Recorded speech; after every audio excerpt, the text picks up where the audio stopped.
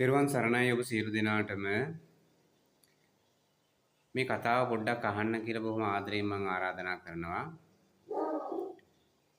ඇඟේ තිබුණු ලේ ටික කිරට හරවලා දහ දුක් විඳලා දස මාසයක් කුසේ අපිව තියාගෙන ඉඳලා මෙලවට බිහි කරලා අපිව ලොකු මහත් කළේ පුතේ අපේ ආදරණීය අම්මා.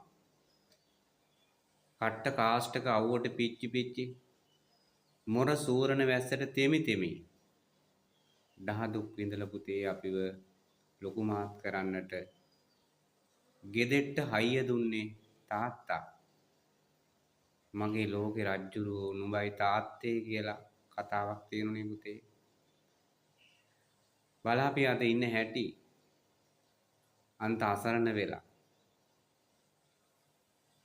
අම්මා තාත්තා දෙන්නම ලෙඩ ඇඳේ. බේත් ටික ගෙනත් දෙන්න කෙනෙක් නැහැ.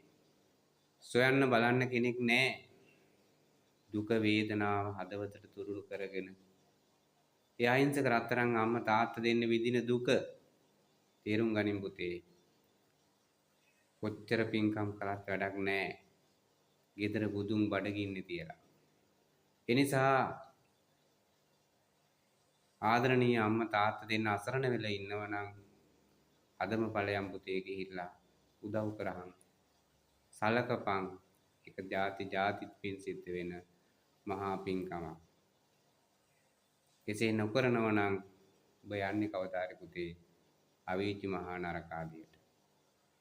ඒක මතක තියාගන්න. තෙරුවන් සරණයි.